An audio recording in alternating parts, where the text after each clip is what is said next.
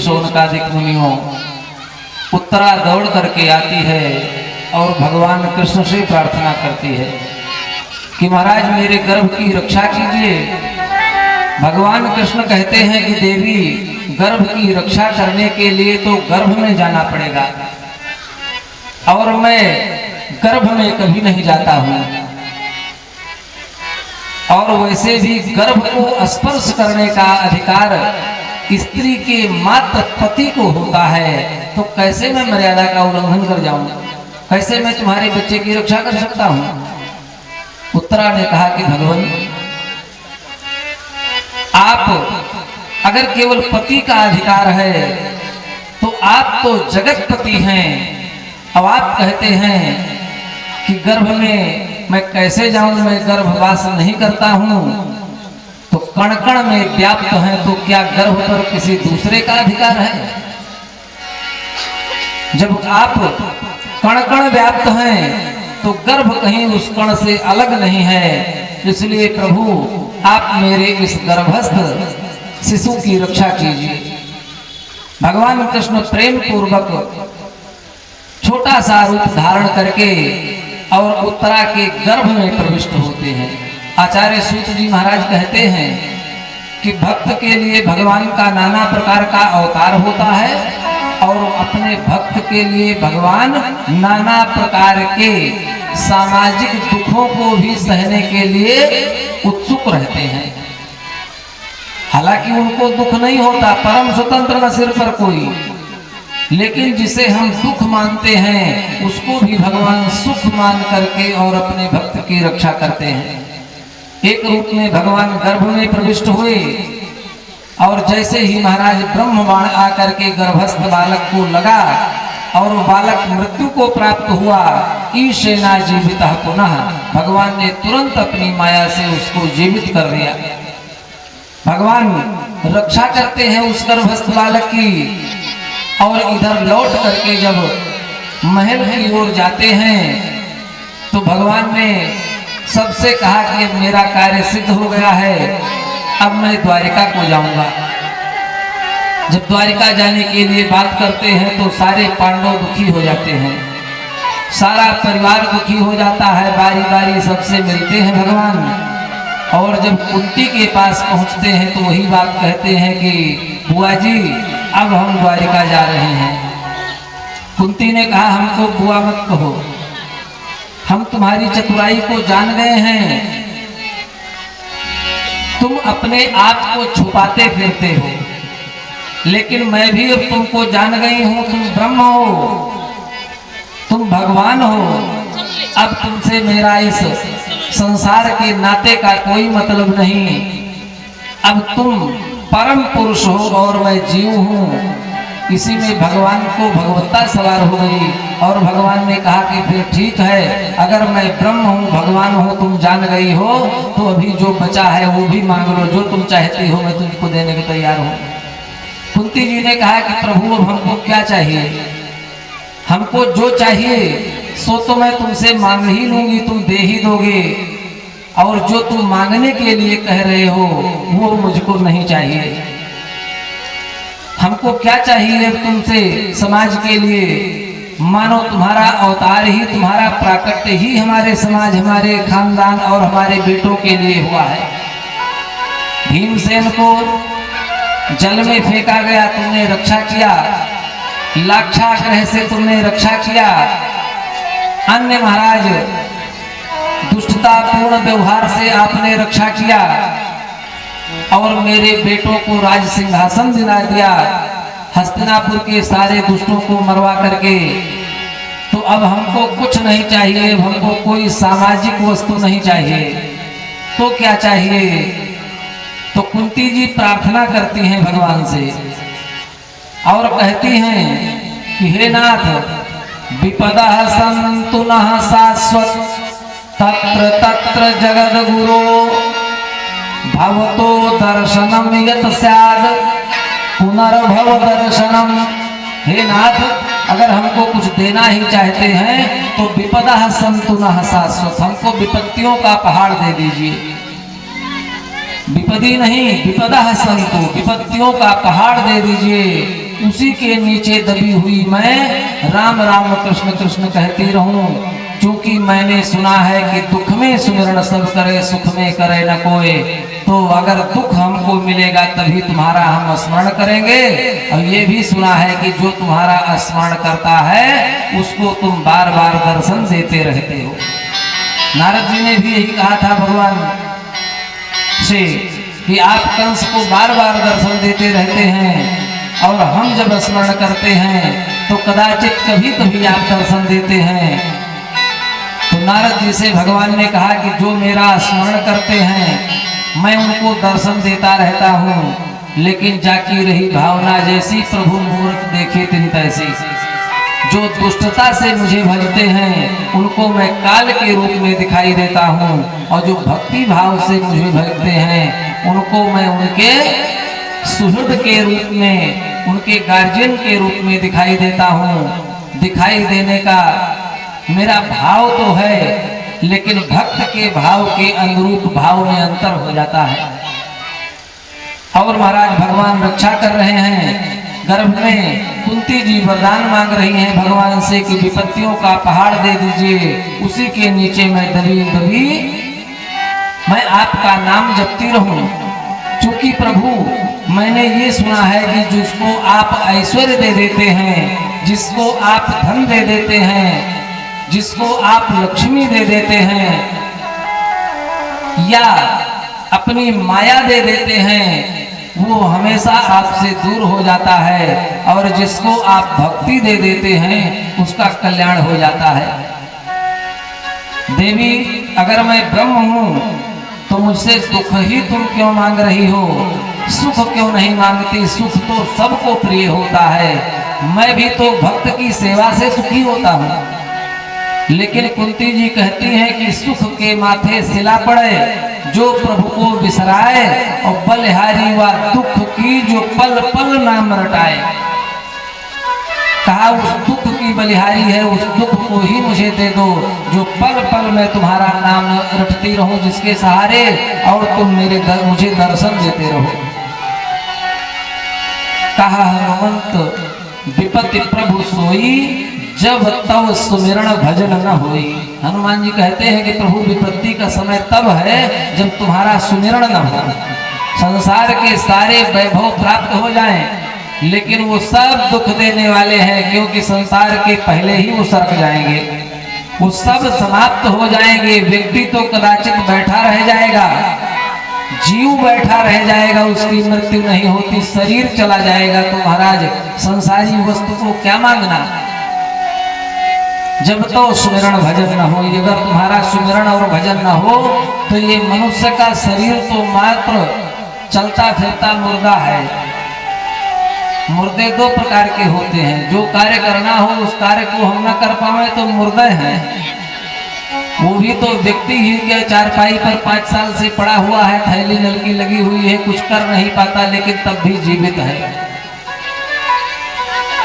कुंती जी मांगती हैं, कहा कि महाराज हमको विपत्तियों का पहाड़ दे दीजिए, लेकिन अपने मन में विचार कर भगवान ने कहा ठीक है, तुम चिंता न करो, जैसे तुम चाहती हो, ये यथा माम प्रपद्यन्ते तांस तथैव भजाम्यहम्, जो मुझे जैसा जिस रूप में चाहता है मैं उसको वैसा ही दर्शन देता रहता हूँ।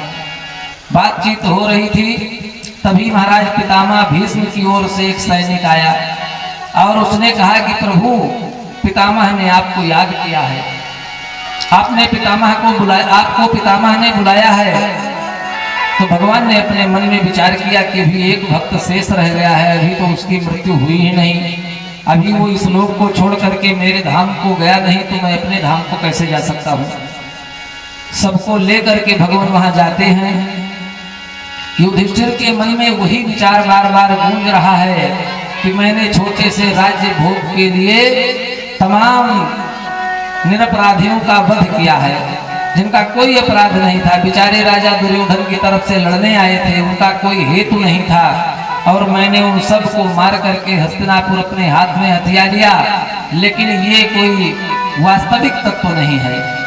भगवान बार बार कहते थे कि राजा के हाथ में, चूंकि राजा दंडाधिकारी होता है, राजा दंड देता है अगर धार्मिक रूप से, तो उसको पाप नहीं लगता है। लेकिन युधिष्ठिर के मन में यही विचार बार बार आ रहा था। भगवान सबको लेकर के पितामह भीष्म के पास जाते हैं और पितामह भीष्म के पास पहुंच करके युधिष्ठिर से कहते हैं कि तुम पितामह भीष्म से राजनीति सीख लो। जो नीतियां हैं राज्य की, संसार की, उन नीतियों को तुम सीखो, क्योंकि पितामह भीष्म बहुत बड़े राजनीतिज्ञ हैं। अन्य नीति के माहिर विदुर जी हैं और पितामह राजनीति के माहिर हैं, और भगवान कृष्ण तो महाराज सारी नीतियों के माहिर हैं। तो इस समय पर जो सारी नीतियों के माहिर हैं, उन्होंने अपने मन में विचार करके और पितामह भीष्म को संबोधित करके कहा कि जाकर के युधिष्ठिर से कि तुम उनसे राजनीति सीखो। और राजनीति का विषय जब आता है तो महाराज मोक्ष धर्म, द्विविध धर्म, दान धर्म और स्त्री धर्म, भगवत धर्म, राजधर्म, ये सारे धर्मों का निरूपण करने के लिए पितामह भीष्म से महाराज कहते हैं युधिष्ठिर जी, सारे धर्मों का निरूपण हो जाता है, लेकिन जब स्त्री धर्म का निरूपण करते हैं पितामह भीष्म, तो पांचाली बीच में हंस देती हैं। पांचाली को हंसी आ गई बीच में। पितामह भीष्म ने कहा कि बेटी, कुलीन घर की बहुएं अपने अग्रजों के सामने इस तरह व्यंग्यात्मक भाव से हंसा नहीं करती हैं, तुमने मेरा उपहास किया है। पांचाली ने कहा कि पितामह, अगर इसी स्त्री धर्म का उपदेश कदाचित पुरुष सभा में कर दिए होते तो मेरी साड़ी न खींची जाती।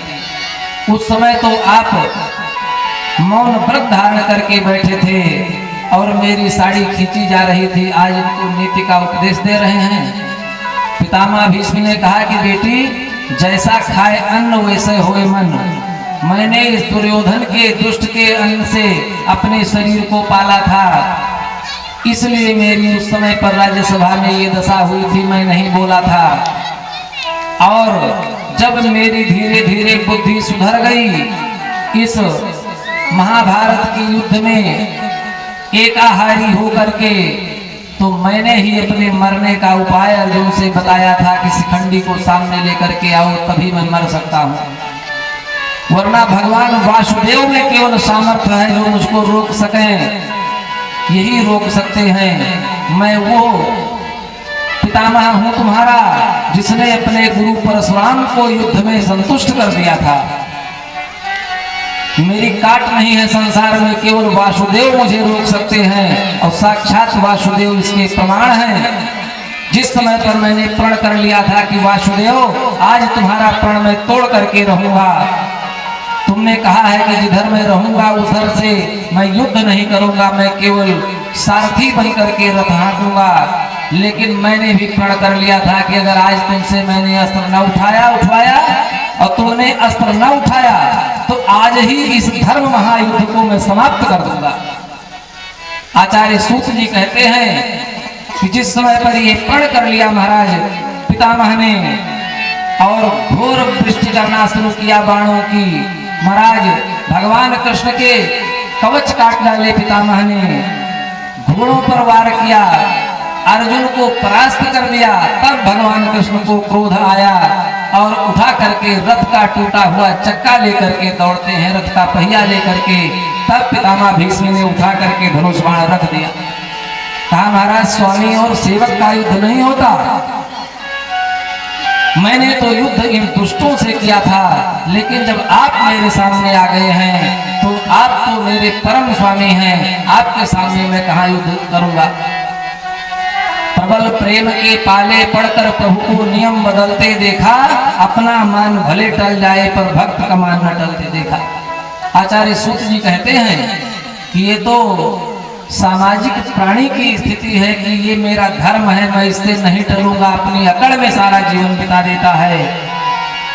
वास्तव में तो प्रभुता उसके अंदर है जो नियम बनावे और धर्म की मर्यादा को जानते हुए, चूंकि धर्म की मर्यादा समय काल और परिस्थिति में बदलती रहती है।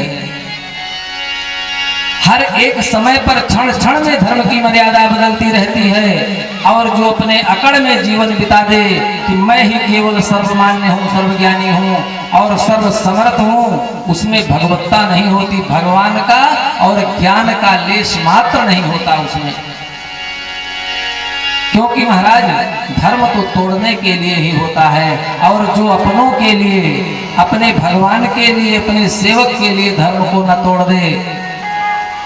महाराज भगवान तो, हमारा नियम है कि 3 बजे तक, 12 बजे से 3 बजे तक मंदिर बंद रहेगा, लेकिन भगवान का ये नियम नहीं है। भगवान को 12 बजे रात को अगर बुलाता है भक्त तो भगवान दौड़े चले जाते हैं। यही भगवान की सरलता, यही भगवान की सभ्यता है और यही भगवान की भगवत्ता है। जैसे देखा कि मेरे भक्त के मन में आ गया है कि आज मैं भगवान को परास्त करूंगा, तो भगवान ने कहा मैं तो भक्त के सामने परास्त हुआ ही पड़ा हूं। रथ का चक्का लेकर के दौड़े पितामह भीष्म ने धनुष बाण रख दिया और भगवान हंस करके रथ का चक्का फेंक करके आकर के घोड़े की रास पकड़ लिए। कहा कि मुझ में वो सामर्थ्य है बेटी कि अर्जुन का एक बाण मुझको छू नहीं सकता।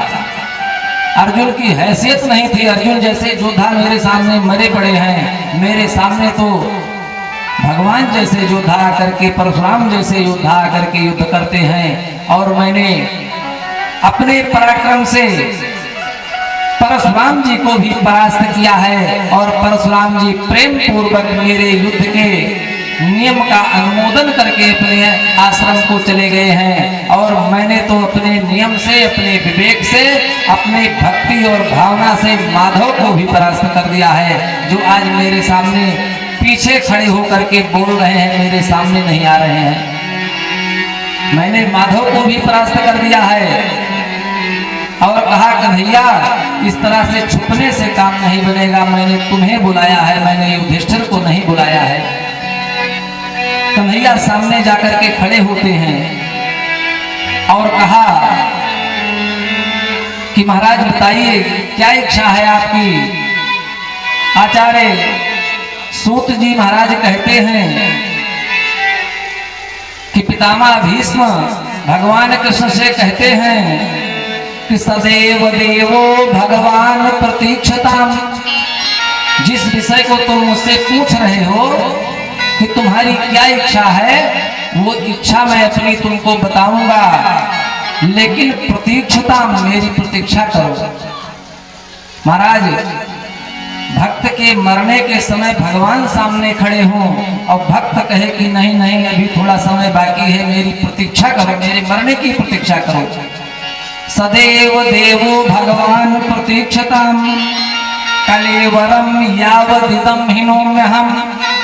जब तक ये कलेवर अपने प्राण को छोड़ न दे, हिनोम्यहम, तब तक यहाँ पर प्रतीक्षताम। प्रसन्न हासारुण लोचनोल्लास। और ऐसे बना के न खड़े रहो जैसे युद्ध में क्रोधित होकर के दौड़े थे। प्रसन्न हासारुण लोचनोल्लास, प्रसन्न होकर के मेरे सामने खड़े रहो, क्योंकि मुझे वो बाकी झांकी याद आ रही है कि घोड़ों के टाप से उड़ती हुई धूल आपके माथे पर पड़ी और श्रम से हुआ माथे पर पसीना कमल पर ओस की समान चमक रहा था और महाराज सांवली सूरत पीला पीतांबर, इस प्रकार की छवि उस युद्ध के समय की मेरे सामने आ रही है। और मुखाम्बुजो ध्यान पथश्च चतुर्भुजा, वो ध्यान में नहीं करना चाहता, कदाचित चतुर्भुज रूप धारण करके मुझे दर्शन दो, मेरे सामने खड़े रहो, लेकिन मेरा अभी समय नहीं हुआ है। सदैव देव भगवान प्रतीक्षताम, भी प्रतीक्षा करना पड़ेगा आपको। महाराज पोता अगर दादा की मूंछ पकड़ के खींच लेता है तो चाहे जितना दर्द हो, लेकिन दादा उसको मारता नहीं है। आचार्य सूत जी कहते हैं कि भगवान से ऐसे बात करने के लिए केवल भक्त ही उपयुक्त है, भक्त ही कर सकता है, दूसरा नहीं वो कर सकता। कि मेरे मरने की प्रतीक्षा करो। कहा कि महाराज मेरे सामने खड़े रहो और जब मेरी स्थिति मरने की आवे तब तुम प्रसन्न होकर के चतुर्भुज रूप में मेरा दर्शन, मुझे दर्शन दो। और यहाँ पे पितामह भीष्म जी भगवान की स्तुति करते हैं। कहा कि स्तुति करते करते आपकी मैं प्राण खोना चाहता हूँ, मेरा प्राण निकले और आप मेरे सामने खड़े रहें। लेकिन इति से स्तुति करते हैं। पितामह भीष्म जो है सबसे पहले शुरुआत में इति शब्द का प्रयोग करते हैं कि इसी स्तुति के समय यदि मेरा प्राण निकल जाए तो महाराज अब फूल तो है नहीं, पुष्प तो है नहीं मेरे पास कि मैं आपके चरणों में समर्पित करूं। लेकिन पितामह भीष्म जो है पुष्पसाग्रा छंद में अपने वाक्य पुष्प को भगवान की चरणों में चढ़ाते हैं। इति मति रूप कल पिता वितृष्णा, इत मति रूप कल पिता वितृष्णा, भगवत सात्वत पुंगवे विभूमि। इति मति रूप कल पिता वितृष्णा, भगवती सात्वत पुंगवे विभूमि। स्वसुखमुपगते क्वचिद् हरतुं, प्रकृतिं पेयुष भव प्रवाह। प्रभुवन कमलं कमाल भरणं, रविकर गौरव राम्बरं दधामि। भरपूरल ककुला रताननादं, विजय सखे रतिरस्तु मे नवद्या। विजय सखे रतिरस्तु मे नवद्या। भगवान के सामने पुष्पसाग्रा छंद में पितामह भीष्म स्तुति करते हैं। इति मति रूप कल्पिता वितृष्णा, अब हमारी मति की इति हो जाए इसी समय पर, जो कि आपके चरणों में ही लगी रहे।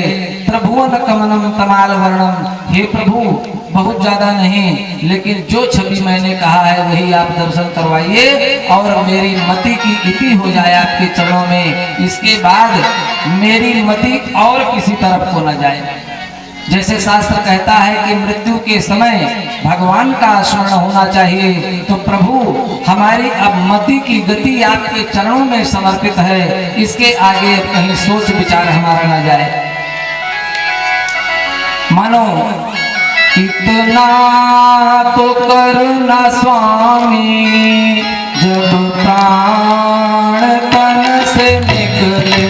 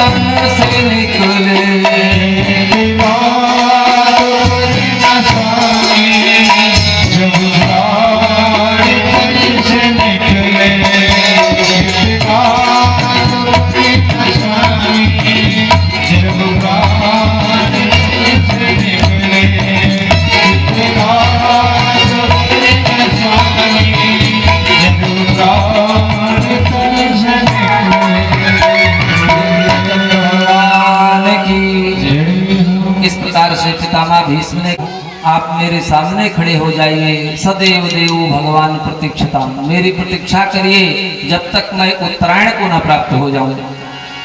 भगवान सामने खड़े हैं, पितामह भीष्म स्तुति करते हैं भगवान की, और धीरे धीरे उनका यह लौकिक शरीर शांत हो जाता है।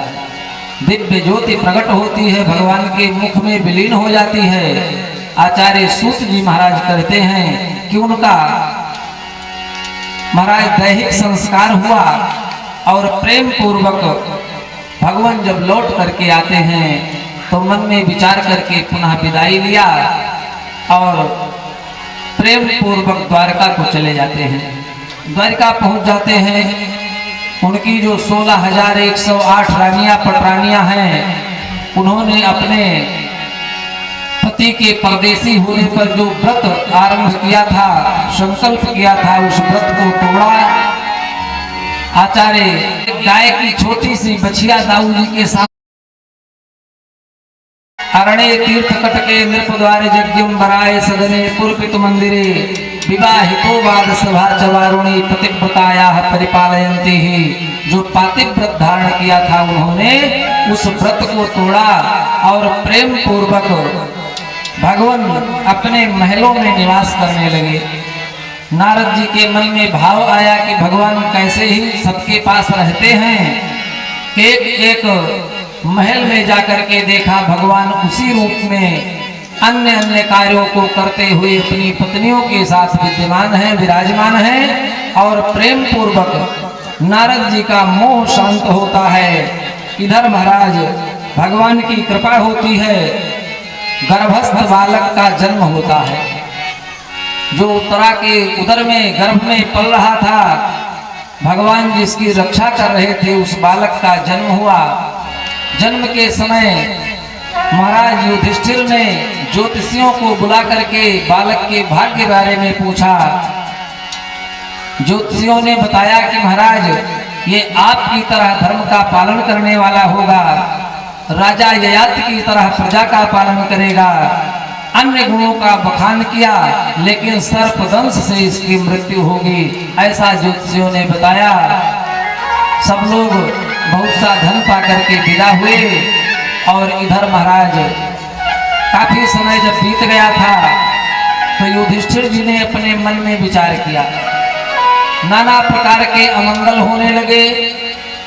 युधिष्ठिर जी ने अपने मन में विचार करके छोटे भाई अर्जुन को भेजा, कहा कि जाकर के भगवान कृष्ण का पता करो कि कहाँ हैं, क्या कर रहे हैं, द्वारिका में किस तरह से रह रहे हैं, कौन कौन से धर्मों का पालन कर रहे हैं। तो महाराज अर्जुन चले जाते हैं। अर्जुन ने वहां पर जाकर के देखा कि नाना प्रकार से प्रेम पूर्वक भगवान राज्य करते हैं, लेकिन अपने मन में विचार करके अपने यादव लोगों को लेकर के एक विशिष्ट स्थान पर जाते हैं। और इधर महाराज विदुर जी लौट करके आते हैं। जिस समय पर महाभारत का युद्ध हो रहा था, शुरू होना था, तो विदुर जी का कहना नहीं माना था दुर्योधन ने, इसलिए विदुर जी ने अपने धनुष और बाण को हस्तिनापुर के दरवाजे पर रख करके और विदुर जी तीर्थाटन के लिए चले गए थे। और भगवान कृष्ण ने ऐसा उपक्रम किया, हो करके चलने लगे तो बच्चियां फिर उनके सामने आ गई। बार बार दाऊ जी रास्ता छोड़ते हैं, बार बार वो सामने आ जाती है। अपने पीताम्बर से थोड़ा झाड़ दिया उसको बगल करने के लिए कि बार बार मेरे रास्ते में आती है। महाराज वो गिरी और तुरंत मृत्यु को प्राप्त हुई, मर गई तुरंत। और जैसे मर गई महाराज बच्चिया, वैसे दाऊ जी को छोड़ करके कन्हैया तो उतनी दूर जाकर के खड़े हुए भाग गए। दाऊ जी ने कहा, कन्हैया क्या हुआ, तुमको क्या हुआ? कहा कि अरे तुमने बछिया मार डाला, गाय का वध कर दिया तुमने, और गौ हत्यारे को छूना नहीं चाहिए, इसलिए मैं दूर परछाई से भी दूर होना चाहिए, 2 बाण की दूरी पर रहना चाहिए गौ हत्या करने वाले ही। तो मैं कैसे तुम्हारे पास रह सकता हूँ? दाऊ जी ने कहा कि तुम मेरे छोटे भाई हो और यहाँ पर कोई न देख रहा है, न सुन रहा है, न जान रहा है, और तुम झूठ मूठ में गुहार कर रहे हो। तो कहा, भैया देखो, जो ऐसा कृत्य करने वाले को छुपाता है वो कई कृत्य करने का पाप भोगता है, और जो शास्त्रोक्त विधान से उसको बचाता है उसको कई गो का दान करने का पुण्य प्राप्त होता है। तो भाई मैं छुपाऊंगा नहीं, अगर छुपाऊंगा तो मैं तो गोपाल हूँ, गायों का पालन करने वाला, और तुम मेरे भाई हो, तुमने गैया को मार डाला तो कैसे मैं छिपाऊं? परिहार तो तुमको करना पड़ेगा। तो कहा क्या परिहार है? कहा कि महाराज भारत भ्रमण करो, भारतवर्ष में जितने तीर्थों का वर्णन आया है सारे तीर्थों का जाकर के सेवन करो, तो तीर्थ में ही पाप नष्ट होते हैं। अन्य क्षेत्रे कृतम पापम तीर्थ क्षेत्रे विनश्यति, और तीर्थ क्षेत्रे कृतम पापम वज्रलेपो भविष्यति। लेकिन एक बात का ध्यान रहे दाऊ भैया कि यहाँ तुमने पाप किया है, तीर्थ में जाने से तुम्हारा पाप नष्ट हो जाएगा, लेकिन आधा अधूरा तीर्थ करके लौट आओगे जल्दी तो वज्रलेपो भविष्यति, फिर कोई तीर्थ तुमको बचा नहीं पाएगा पापिष्ट कर देने से, या पाप का शमन करने में कोई तीर्थ समर्थ नहीं होगा। तो इसलिए जाओ और आराम से प्रेम पूर्वक भारत भ्रमण करो। अन्य क्षेत्रों में भी जाना जहाँ जहाँ वर्णन आया है, अयोध्या, मथुरा, काशी, कांची, अवंतिका, पुरी, द्वारावती, चैव, सप्तरिका, मोक्षदायिका, सारी पुरियों में जाओ। और जैसे दाऊ जी को भेज दिया महाराज, यहाँ महाभारत की रचना कर दिया, और महाभारत में पांडव विजयी हुए, कौरवों का नाश हो गया। विदुर जी लौट करके आते हैं, वैशम पायन जी के मुख से विदुर जी ने कथा सुनी रास्ते में तीर्थ में कि पांडव विजयी हुए हैं और कौरवों का नाश हो गया है। तब महाराज विदुर जी लौट करके आते हैं, और विदुर जी जब लौट करके आए तो राज्य का सारा ढांचा ही बदल गया था। धर्मराज युधिष्ठिर राजा बने हैं, भाई से प्रेम था। धृतराष्ट्र के पास जाकर के पहुंचे और कहा भैया अपने मन से और पांडवों के मांगने पर तुम्हारे बेटे ने सुई के अग्रभाग भी भूमि देना स्वीकार नहीं किया, और पांडवों ने युद्ध करके तुम्हारे 100 बेटों को मार डाला। पता नहीं तुम कैसे बाप हो कि अभी भी तुम इतना पाप भोग करके भी जीवित हो। और उसके बाद चौथे पन में भी तो राजा को भी घर छोड़ करके जंगल की यात्रा करना चाहिए। जंगल की यात्रा का मतलब है दुनिया को छोड़ करके अपने ही घर में थोड़ा समय एकांत में बिताया जाए, भगवान नाम स्मरण करके। अपने संसार में सारे जीवन की करनी कथनी को याद करके थोड़ा भगवान के चरणों में मन को लगाया जाए, ये नियम है। लेकिन आप तो जैसे कुत्तों को उच्छिष्ट फेंका जाता है उसी से उधर पूर्ति करते हैं, उसी प्रकार से तिरस्कृत और अपमानित अन्न को खा करके आप जीवित हैं। अब तो आपको राज्य छोड़ ही देना चाहिए, यहाँ से चले जाना चाहिए। आपके रहते रहते युधिष्ठिराज ने आपके बेटों को मार करके राज्य छीन लिया, अब इस पर आपका कोई अधिकार नहीं है। अब तो चल करके भगवान का भजन करो। पता लग जाता है, भाव ज्ञान हो जाता है महाराज। और धृतराष्ट्र चलने को तैयार होते हैं, पत्नी गांधारी को साथ लेकर के विदुर के साथ चल देते हैं। हिमालय के दक्षिण भाग में जहां महाराज गंगा जी ने सप्त ऋषियों की प्रसन्नता के लिए 7 भागों में अपने आप को 7 धाराओं में विभक्त किया है, वहीं पर पहुंचते हैं। उसको सतयूप भी कहा जाता है और सप्त स्रोत भी कहा जाता है। आश्रम बनाया वहीं पर, और महाराज विदुर जी धृतराष्ट्र और गांधारी को वहीं पर छोड़ करके और स्वयं आश्रम से निकल करके चले गए। इधर महाराज जब अर्जुन जाते हैं और देखते हैं भगवान कृष्ण की दशा, तो वहां पर क्या हुआ कि भगवान कृष्ण ने देखा कि गांधारी जी का भी साफ था कि यदुवंश नष्ट हो जाए, और दुर्वासा जी का भी साफ था कि सांब के उदर में जो कपड़ा लपेटा गया है, इससे जो निकलेगा उसी से तुम्हारे वंश का नाश हो जाएगा। उसी व्यवस्था को देखते हुए और भगवान ने सोचा कि धराधाम छोड़ करके हमको भी जाना है, तो प्रेम पूर्वक अपने मन में विचार करके और अपने यादव वीरों को साथ ले लिया और प्रेम पूर्वक जिनका जीवन शेष था उनको शंखोद्धार क्षेत्र भेज दिया नाव पर बैठा करके, क्योंकि अब कुछ ही समय में द्वारका डूब जाएगी समुद्र में। और जिनको मरना था उनको प्रभास क्षेत्र में लेकर के गए, एक बहुत बड़ा उत्सव मनाया गया और उसी उत्सव में सब लोगों ने थोड़ा पीना आरंभ कर दिया। और जब पी करके उत्सव मनाने लगे तो बात बात में झगड़ा हुआ। झगड़ा इतना बढ़ा कि मारते मारते लड़ते लड़ते हथियार टूट गए।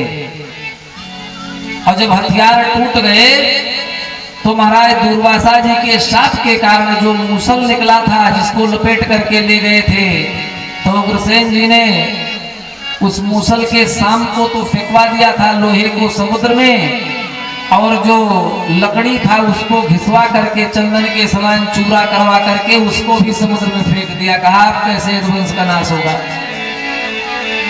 लेकिन भगवान की कृपा हुई, करे करावे भले सोई। जब युद्ध प्रारंभ हुआ, हथियार टूट गए, तो महाराज वही लकड़ी का चूरा जिससे एरास नाम की घास उगी थी, जो सरपत के समान और कुशा के समान धार वाली होती है, उसको उखाड़ करके एक दूसरे पर मारना शुरू किए। तमाम रक्तपात हुआ, सबकी मृत्यु हो गई, सब लोग समाप्त हो गए। अर्जुन इतने में पहुंचते हैं, इस विषय को देखा अर्जुन ने।